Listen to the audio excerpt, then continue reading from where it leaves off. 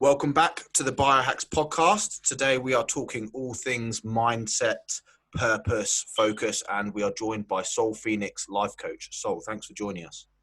Oh, no, absolute pleasure. Pleasure. I normally get the guys to describe a little bit about your journey to making it to where you are today. So if you can run us through that, that'd be great. Yeah, well, like most people who help people, it all starts in a dark place. Most people who help people have got something in the past that happened, and mine starts in a dark place. In my case, it was a relationship that ended badly, and that sent me into a deep depression. How old were you? And must have been around 18. I think I must have been around 18 at that time. Transitional period. Yeah, definitely transitional. A lot of changes happening around my life, and also very naive to the world, I would say. Sort of like I needed to sort of like grow up a little bit, and it all went wrong. it all definitely went wrong, very badly wrong, and I ended up in a very, very deep depression. And at the bottom of that, I found this light. I just found this light, which I discovered this understanding. It's really in digging myself, back out. I just discovered this understanding, this sort of like understanding of human psychology. And it gave me this really deep compassion for the human experience, and also just made me really understand the power, the power that we have, and what we can actually achieve, what we can actually do through the understanding. Once you understand the human potential, once you've understood that, then you kind of like get it. You kind of like can see what we could do. And I guess it's like I've seen this with a few things. It's like the idea of like I think Aristotle talked about being an empiricist, this idea that you can only really truly understand something once you've done it, like once you've been through it. And I guess you could like from your experience, and I guess this has obviously been what's driven you kind of from this kind of young kind of transitional period to where you are now, is this idea that you had a deep yearning to obviously fix and heal yourself. Absolutely. I mean, it's a journey. It's not something that I'd say, it's like, oh, I'm, even fixed. Coming through that period, even right, yeah, I'm not fixed. Okay, it's a journey. We're always healing. We're always improve, and it's healing stroke improvement. It's a journey of self-improvement. That's what it is, and we're all on a journey.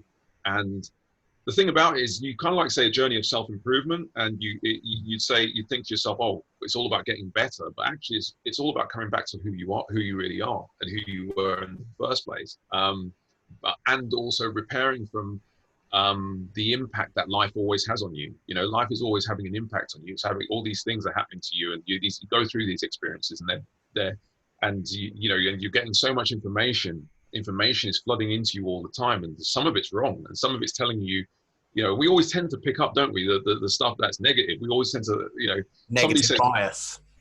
So 10 people can say, oh, love you, you're doing great and everything. And then one person turns around and says, what you're doing is rubbish. Okay. And that's the thing that's the bit that sticks, isn't it? That's the bit that sticks. That's the loudest bit. That's the loudest bit. So that's what the self-improvement's for. That's to heal that, to basically, so we're on this journey all the time, always constantly. And, that, I think what it was about that experience was it was so heavy, it was so deep, it was so dark, that I had no choice but to really, really, really understand. It was the only way forward.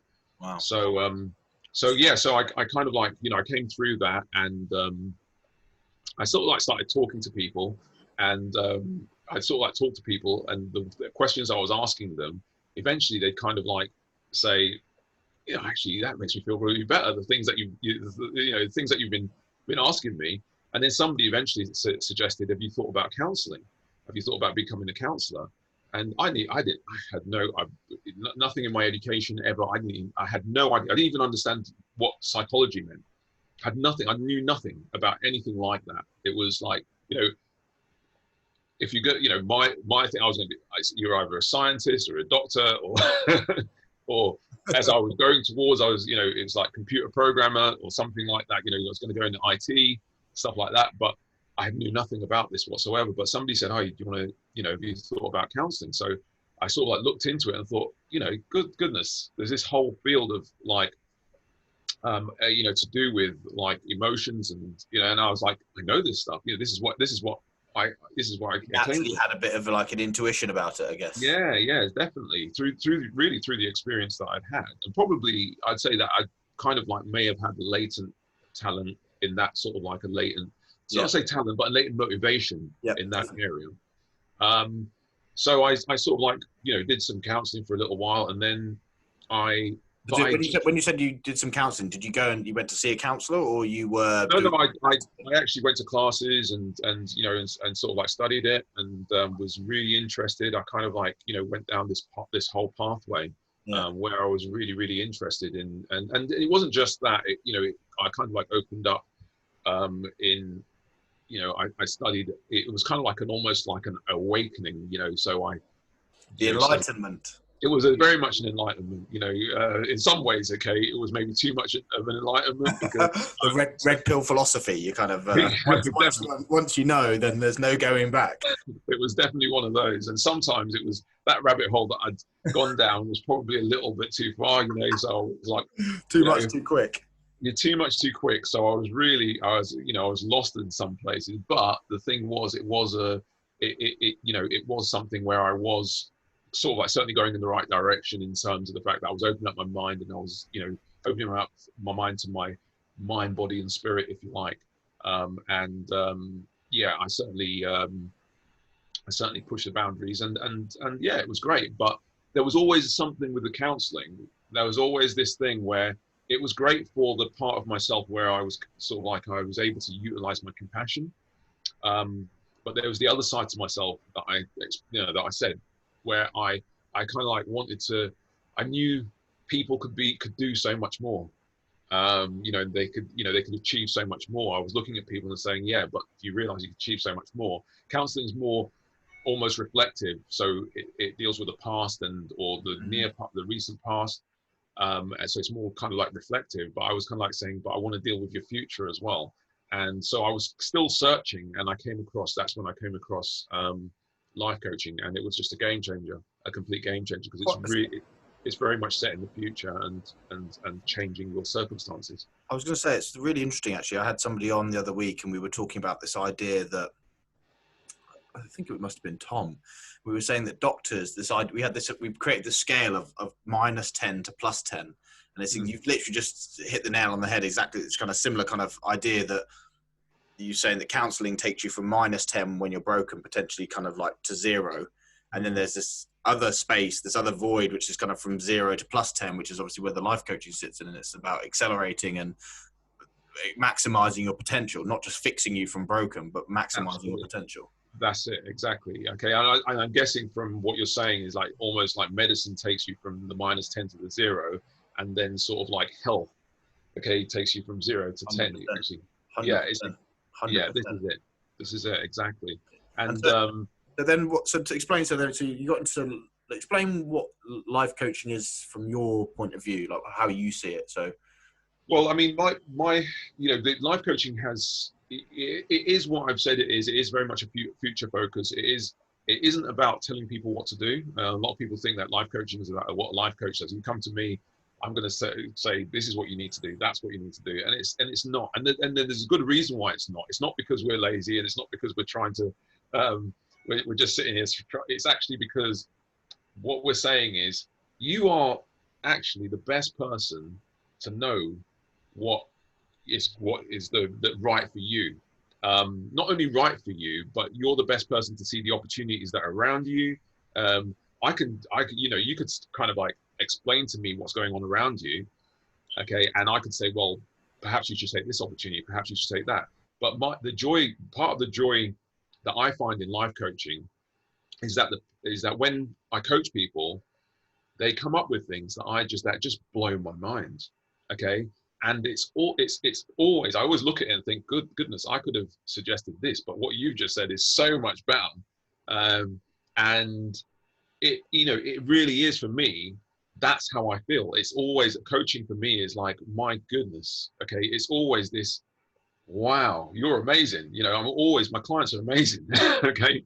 When I see what they do and you know, the things that they do, it's just, it surprises me every single time. It surprises me the power of coaching, the amount of times that I'll sit there and somebody will come in and they'll say, well, I'm going through this problem. And I'll think, goodness, can coaching really find a solution here for you? And then we'll find a solution. And then it's like, wow, this coaching is something else. And my client is, you know, and it's always because you have, you know, it's not that we don't know what to do. It's not that we haven't got what we have. It's all those things that are pressing on us, and it's the pressure, and it's the fact that, you know, if you'd have come to me before COVID struck, and you'd have said, look, I want to coach about what I'm doing and everything, you would have just immediately kind of like gone, yeah, I'm going to London, I'm doing this, I'm doing that, and I am not, you know, I'm not really where I want to be. And then you would have just gone, well, why don't I stop this and why don't I change this? COVID wouldn't have been the change. Okay. It would have been you would have just, and that's all it is. You have everything that you need within you, but it's just, we get, you know, we're not sort of like perfect instruments. Our minds aren't perfect instruments. We're not computers that can just process everything. It's funny, isn't it? We're full of inefficiency, and I guess from some of what I've understood about my very limited knowledge about the brain is, I guess, that the amount of, like you said about information, the amount of information that we're taking in all the time, like we would not be like the amount of information and the energy it would take to process that is astronomical.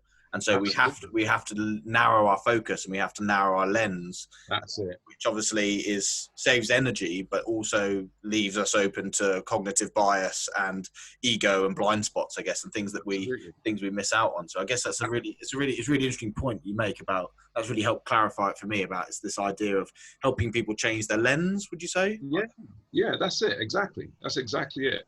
You know, I mean, that's mostly what it is, a lens focus, but I mean, a lens change, a change of focus. And, you know, the thing is that if I was to sum up, and this sort of like comes back to what you were asking about what my coaching philosophy is, if I was to sum up what that lens focus, what that change of lens focus really is, in terms of how you could define it in almost every situation, it's always kind of like relaxing and being more positive with yourself. Yeah. The change is almost always the release from tension. Okay. And the relaxing, being more positive with yourself, being more encouraging. My coaching philosophy is encouragement. That's what I would say it is. And you know, it's not rocket science. We know this. You know this. We know this with children. We know now. Okay. Victorian times, they obviously didn't know. But we know now what's going to happen to children who, you've got one child who's going to be berated and told you've got to, you know, push, and you've got another child who's encouraged, who's going to be more successful in the end. Okay, nowadays we understand straight away. Of course, the child who's going to be encouraged is going to be full of self-worth, full of motivation. They're going to feel like they want to do it. They're going to, you know, all the motivation is going to be with them. Yeah. All the issue is, okay, that hasn't necessarily translated to how we treat ourselves and how we treat ourselves internally. Yeah. Okay. So that's kind of like my coaching focus. That's where I'm at. Interesting. That's really, really interesting. I think if I understand from what I've understood what you said there, it's this idea that rather than like being a dictatorship and telling people how things should be done, whether it's a child or whether it's an adult, it's this idea that they need to solve their own problems, and you're there to help them, guide them, like potentially even hold their hand through that journey of trying to figure out what they actually need. Is that absolutely? I mean, you know, we've just had, you know, coming back to, I mean, obviously I'm a Liverpool supporter, I'm a Scouser, and we've just had, you know, an incredible, an incredible example of a manager who I think this is what he's doing. This is the philosophy. He he encourages his players. He's never got a bad word to say about his players. They love him. Okay. And look at what comes out of them. Look at what comes out of people when you're positive with them. Look at what happens when, you encourage and you're positive. And it's the same for children. I mean, if you're the sort of coach who turns up, or, say for, whether you're a football coach or whether you're a rugby coach or whatever coach that you are, if you turn up on a Sunday morning for your like minis training or whatever, and you say, hey guys, come on, we're going to have a great time. Let's do this. Okay. I guarantee you, okay, next week, those kids are going to come and they're going to be so enthused. And on top of that, what you're going to hear is, you know what? I was watching this rugby or that football or this on TV, and I learned this. And so suddenly what you've done by creating this positive environment, this encouraging environment, is facilitated their own learning, their own desire to gain new skills. And that's really the place where new skills are developed. And I guess we know that with any, whether it's something physical or whether it's something psychological, we know that practice and consistency are key to be successful, and people are going to be more consistent with things that they enjoy. And I guess your reframing, I guess it's so true, isn't it? I guess it's a really, really great point to make, is that associating something that you associate positively, you're going to be more consistent at. And so naturally you're going to be better over time. Absolutely. I mean, for one, I've got a brilliant example of this, personal example of this recently. So I've always struggled with going out and doing my long runs, like going out for like a 5K run and, trying to do it. I know.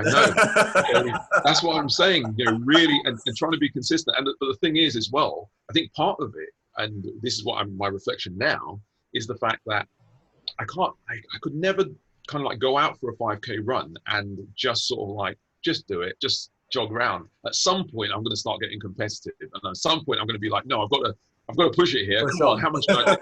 And then, by the end of it, I am hurting, okay? And it felt horrible, okay? And then next week, when I'm thinking I've got to do a 5K run, we make that face, okay? Because of the fact that we're thinking about it. So recently, what I did was I had to get back on with it. So recently, what I did is I said, right, okay, this is what I'm going to do. I'm going to listen to an audiobook, okay, on the way around, and that's all I'm going to be interested in. I'm not going to be interested in the run. I'm going to completely take my paradigm. I'm going to paradigm shift off the run, so I don't start getting competitive. Yeah. And I did that, and you know what? I look forward to going for my run. And okay, it was just, I was looking at my times, and it was like a minute and a half off, the next time, every single time. So it kind of like, it just showed me that you don't have, as long as you do it, you don't have to put, if the more that you force yourself, the more that you push yourself in that sort of like way, then you're actually making it more, in that moment, I'm probably going to be faster. But in the long run, it's deteriorating. I've heard, like, I'm trying to think which coach I heard say this. It was this idea that 80% for the whole athletic season is better than 110% for half of it. Absolutely. This is it. And again, this is the thing, you see, we kind of like we have the knowledge, the sort of like the knowledge already. Okay, the knowledge is there. We know these things, okay, but it's just actually getting them to sink through into our understanding, okay, so we actually embody it. And I think this is the thing with, I've said this on multiple podcasts now, and people are probably going to get sick of me saying it, but this is the idea of science and art, and the science is the knowledge, it's the information that we have, and the art is then applying it to a human being, an emotional, fluid-filled structure that has, taking that information and then being able to apply it to a human is a whole different ball game. It's this is it, because we've then got to deal with our whole psychology and all the rest of it. So there's so much going on. There's so much going on. We're just obviously having this conversation, but there's so much going on that we don't understand yet. So this is it, exactly. Could you take us through what a life coaching session would look like, just quickly? Oh, I mean, it's a life coaching session. With me, it's very relaxed. it is just, it literally is very much, I want to be down to earth. I don't want it to feel too formal. So that's How do you normally do them? Do you meet people face to face, or is it on the phone, or? Well, obviously now it's all. I mean, it's brilliant. It's all Zoom, isn't it? Yeah. So it's all Zoom or Facebook, or Facebook Messenger, or you've got so many ways that you can connect with people, and it's great because people can just be sitting at home in their pajamas or whatever they're doing, and it doesn't there's again, it's just great. It removes one of those barriers, doesn't it? And would you say that it's different? So just on the flip side of that, would you say that there is any loss? Because obviously, I've not done any coaching with people over the internet. So I guess is there stuff that you miss? Do you think, like, by not being with a person, or that's just to throw that in there? I didn't know if there was. I mean, to be honest, I think if there is, I think that it's not really if there is, there's probably a gain. Okay, if there is a bit of a loss that you might say, non-verbal communication, maybe there's a little bit of a loss there, but then I would say that there's probably a gain through the fact that you're so much able to pay more attention to what's really, you haven't got little things going on or around, or the cat running past or something. Well, sometimes you do get the cat running. Quite often I do get a cat running past. I'm like, what was that? It was my cat, sorry. But you just have the other things in the environment, so the focus is narrowed a lot more. And to be honest, even when I was coaching, even when I was doing face to face, and I do some telephone coaching, which obviously is completely non-visual. I found some of those sessions were really good because there's a kind of like thing where you're not face to face, so there's no worry about what you look like, so people can get much deeper. And then they dive a lot deeper, and it's more emotional. There's more connection. There's almost like more connection. So I wouldn't say that I haven't experienced any problem. It's certainly something that for me, it's something that I want to move more towards. I'm trying to move everything that I do to online, because it means that you can reach more people, you're more available. It's easier for people. It makes life easier for people. And this COVID, what's happened, it means even people who were previously very reticent about the internet and very worried, have found that it's really there. I mean, I studied e-communications, which is really about the internet, about communications on the internet and stuff.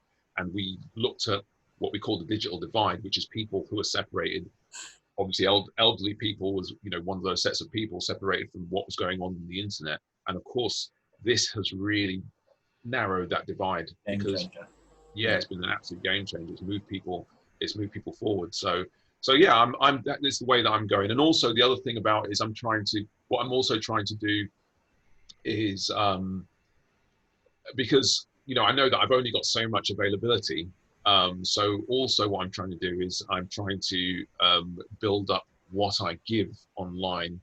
So I'm doing a lot of stuff on social media and just sort of like generally there. I've got a Facebook group where there's lots of people, lots of people in it, and we share inspirational content and definitely stuff. And I guess I think this is the thing, this is the same as training, I guess, on some levels. It's this idea that you don't get fixed in one session, and you don't, and it's building the traits and the principles that you teach, or help people learn to discover for themselves if they already knew it. I guess it's taking that information and obviously applying it into life. That those changes take time, and I guess being immersed in a group, or being immersed, like it's like it being drip fed all the time, just the little reminders that you need, like if there's certain habits or patterns you're trying to break or trying to add in, I guess it's that constant attention over time, which obviously what the technology allows you to do. Like whereas before they might have just seen you once a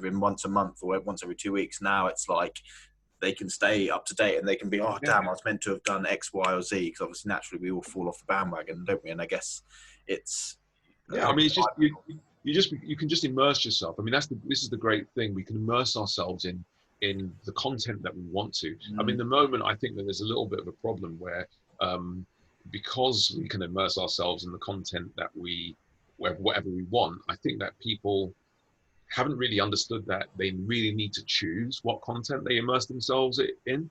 Yeah. So people are finding, and because the internet allows anybody to create content, everybody's suddenly a media producer.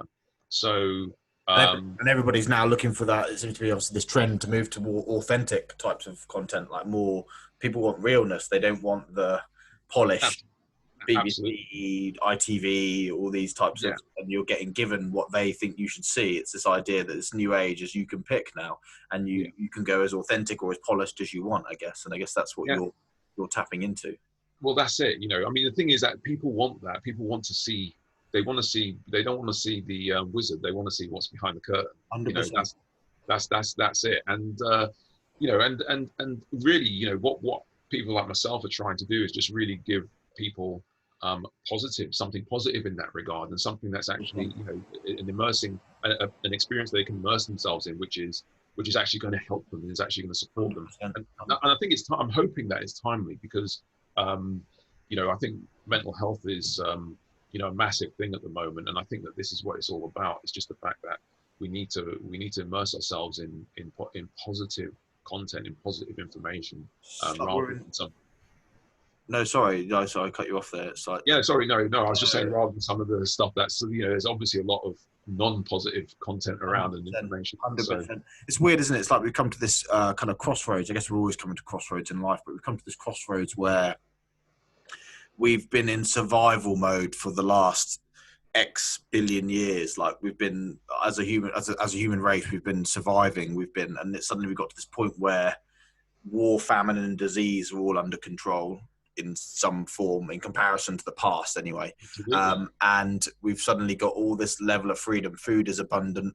And it's suddenly like we've had this, it's happened so quickly. It's like there's this changeover to like, oh, actually now we can choose what we want to do. And I can choose the job that I want to do. I remember I saw a thing the other week, and the guy was talking about, it was Jeff Bezos at Amazon was saying basically that back in the 1900s, there was no such thing as a massage therapist. And they were talking about AI and obviously how it's going to change, technology is going to change jobs. And he was saying he's actually very positive about the future, because obviously humans are pretty ingenious at creating new jobs. And I guess you're in this space where you're helping people make that transition. You're taking... I hope so. Yeah, I think you're kind of one of the people on the forefront of this change. It's really valuable. It's a really important field of science, I guess, that needs to be explored. Well, yeah, I hope so. You know, I hope so. I mean, I think, you know, as with all changes, you're going to find that it's never going to be smooth. It's not going to be smooth. You know, things. Any sort of innovation. There's a quote I always remember. It says, "Any sort of innovation, anytime you're creating something new, you have to go for long periods of time being misunderstood." Absolutely. So there's going to be a lot of misunderstanding. There's going to be a lot of, and I kind of like always think that there's also the fact that where there's a need for change, there's a need for change. So you know, things kind of like get worse a lot of the time as well, in order to facilitate that change, in order to make sure that you know, we kind of like move forward. It's almost like somebody up there is kind of like saying, you know, you're going to have to do this. I'm going to make sure that you actually have to do it. So I think we're progressing. And again, you know, we've got to look ourselves almost as, I think, as humanity, we've got to look ourselves as children. We've got to encourage ourselves. We've got to be positive with ourselves. Okay. And understand that we are doing okay. We're not doing too badly at all. Sometimes it doesn't always seem like that, but we're doing okay. We're doing all right. You know? I think it's a really interesting point. It's this idea that failure is the path to success. I think people think that there's this idea that you go from where you are now just straight to success, and actually there's this gap in the middle, isn't it? There's actually the failure, like you said, even with your story, and I guess we all have this, right? That failure and success are brother and sister, and you have to go through the failure to get the learning. To then be able to be what we would deem as successful, I guess. And I guess you're helping people. I think one of the things that you're doing, which is really, really important, is this idea that you're helping people understand that's actually the direction you like. The obstacle is the way. That's the direction that you should be heading. And yes, it's hard, but all the things that are worthwhile doing in life are hard. And you're helping people on that journey. So no, huge respect to the work that you're doing. Just so we kind of diverged a little bit. So somebody books a session with you, you get a bit of their background, and you then, I guess, do you let them kind of, like you said, it's obviously positive. Is it self-led? You're kind of helping them, like they obviously state what they're trying to fix, or? Yeah, absolutely. I mean, really, we'll. I mean, it depends. There's two sort of like places a person can come in. I kind of like say they'll either come in with a something they want to achieve, or something that they're saying, I want to get to here, and we can start from that place. We can certainly start from that, with a goal orientation. Or somebody will come in and say, I have a particular problem, I'm going through a particular thing, I've got, there's this particular issue that I'm going through. And to be fair, that's usually, I would say that almost like 90% of the time, I would say that that's where people come in, especially over the years that I've been coaching. It's become more and more like that people are coming and saying, I've got this issue, I've got this problem that I want to deal with. It's even like what you said at the start about the idea that people are naturally trying to move themselves away from pain is probably a greater driver than them realizing how much potential they have. So the 10% of people that are coming to you, it's a smaller percentage in terms of the actual total amount of people. I guess more people are trying to move away from pain, and then there's a small percentage of people. I guess just to ask a question just on that, is that, would you then say, so the 90% of people that come to you that are moving away from pain, once they see that they can do that, would they then flip into a goal-orientated mindset, would you say? I think what tends to happen with me, with coaching, is that it's not just a process of helping a person with that situation. I think that's what happens. What happens is eventually they kind of like get the questions that I'm asking, they get the direction and eventually they start to think like that themselves. So I've also seen that, people have come to me for coaching for this and for this particular issue, for one particular issue, and we've sort of like solved that. But then I suddenly, later on, I suddenly see that they're achieving this and they're achieving that and they're achieving this, because they've kind of like just got the idea, and it's a lot to do with changing your perspective of yourself. You can't not change your perspective. If 1 minute you're at a point where you're thinking, well, I can't do this because of this, and I can't do this because of this, and I can't do that because of that, and then somebody comes along and sort of like through questioning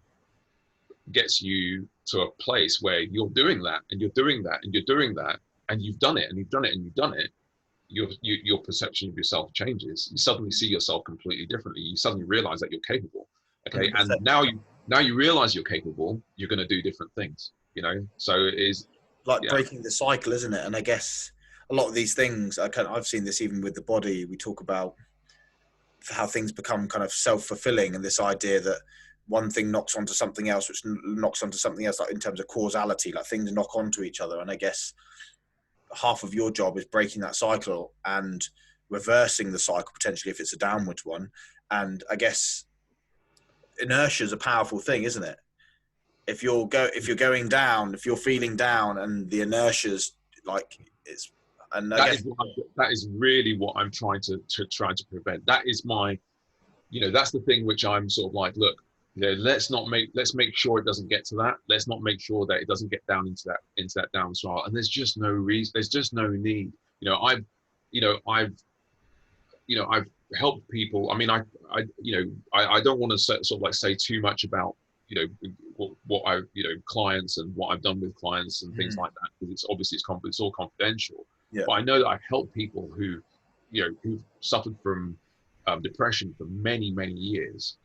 And literally by just, going through this process, what's actually happened is they've just gone, wow, okay, it's like, I've been tending to spiral downwards, and now I've got this method of actually spiraling upwards. Okay. Wow.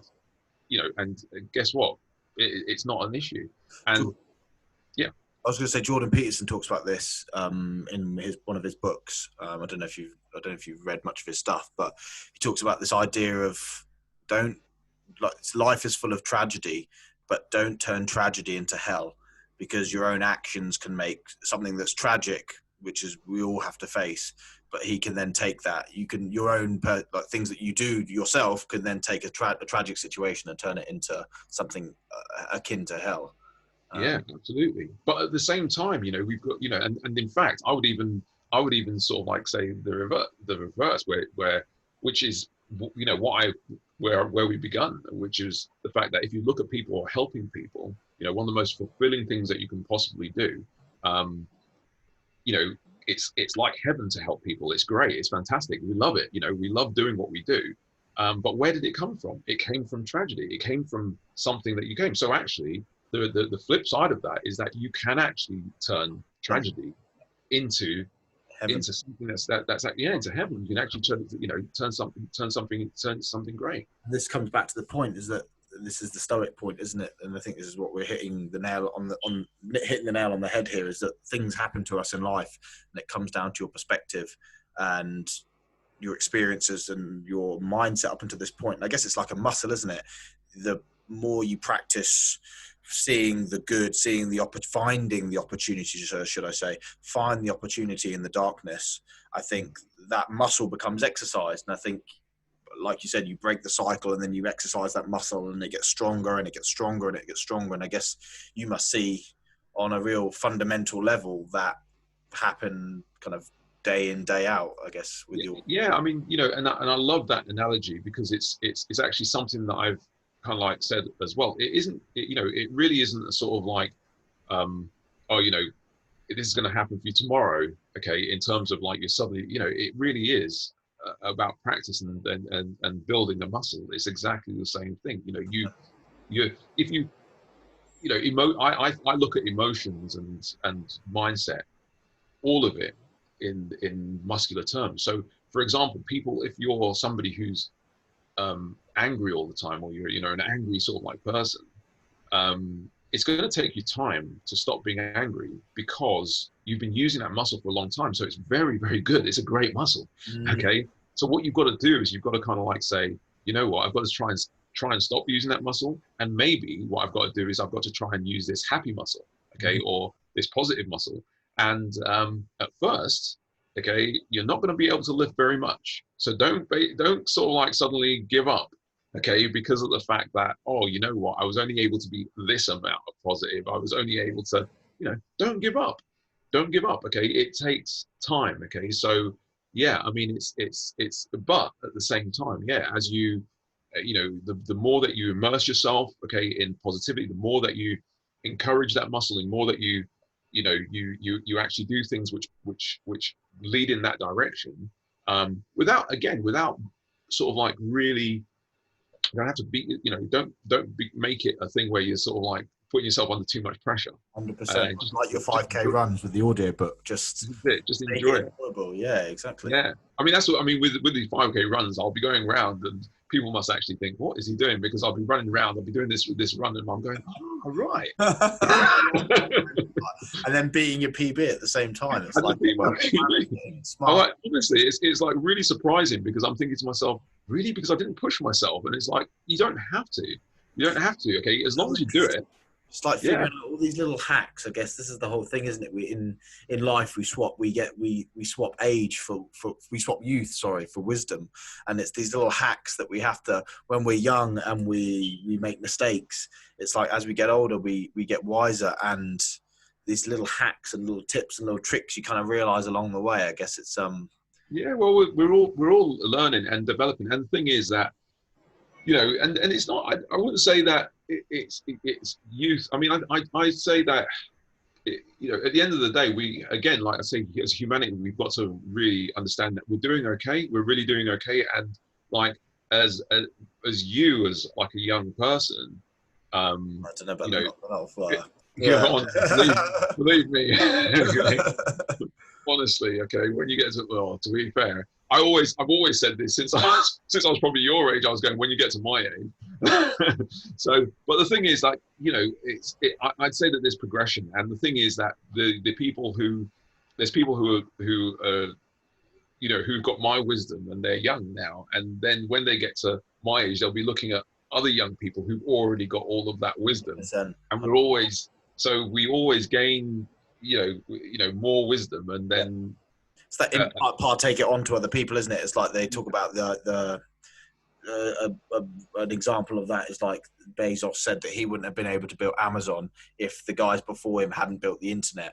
Absolutely. And the guys before them hadn't built the phone to build the cable. So it's all this kind of step in. I guess it's exactly the same thing with with wisdom it's the same thing. You know, we're getting wiser. We're getting wiser. Sometimes it doesn't seem like it. Sometimes you look at the world and the direction and the way that things are going and some of the things that are occurring in the world, and you might think to yourself, are we really getting wiser? Because it doesn't seem like it. But yeah, we are. We are getting wiser. We have to go with the general trend, I guess, don't we? I mean, you know, it's, you know, things. Sometimes things have to. You'll just find that sometimes things have to go wrong, or sometimes things have to happen in order for you to kind of like see. And then I'm always a person who sort of like says, like, even for instance in democracy, I'm a big believer in democracy, and you know, and let people make the decisions. And you know, people might say, oh, but you know, the politicians, they've learned to make the decisions. Okay, they've dedicated themselves to making the decisions. Okay, so why give it to people who don't know what they're doing? And I'll say, well, haven't you seen politicians making mistakes in the decisions that they've made? Let the people make some mistakes, okay? Because otherwise they're not going to learn. They're not going to have a chance to understand, okay, what they should have done or what the decisions, if they make a mistake and they get it wrong. Definitely. And let them learn rather than it be in the politicians' hands. And guess what? They got it wrong. We've not learned anything. It was their fault. It's like this giant organism, aren't we? And it's like I think they talk about it in terms of artificial intelligence. They talk about the hive mindset, like bees and ants, and obviously us as a collective. The collective can normally make obviously a good decision, I guess. I mean, well, you know, we've got to whether we make a good decision or not, we've got to learn together. We've got to grow together. We've got to understand that we're all in it together, okay, and that we are doing okay. We're doing okay, you know, but we will go through our moments, okay? Just like any kid, you know, he's growing up. We'll go through our moments, but we've both had them. Yeah, oh yeah. So I'm going to look to wrap up there because I think that's a really great point to finish on. We could, you know, me and you. We keep going. I started going into the politics. What am I doing? If anybody wants to speak to you, or they want to get coaching sessions from you, or they want to find out just a bit more about you, like where's the best place to get hold of you? We can leave links in the description section below. So what's the best? I mean, I think the best thing to do is probably just, you know, I'm on social media, so you can sort of like connect with me on social media. I think like on Twitter, it's at Soul Phoenix. Yeah. Straight up. We'll leave the links in the description below for anybody who's watching. Yeah. If you want to get hold of Soul, I'm on my website, soulphoenix.com, and things like that. So he's got a wealth of knowledge, and I think you'd really benefit from going and speaking to him. If there's anything, like we said, if there's anything that you need to kind of any pain or particular issues that you want to work on, or if it's more goal orientated. I'm big on the goal orientation side of stuff. So really appreciate you coming on, buddy. I really appreciate your time on this as well. Pleasure. Guys, if you've got any questions or comments, leave them in the comment section below. Also hit the subscribe button and the notification bell. So when we get Sol back on in the future, there's a few other topics I want to talk to him about. Then you'll be able to get access to that as soon as it comes out. So I really appreciate you, buddy. I hope to see you soon. You too, mate. Take care. Thank you.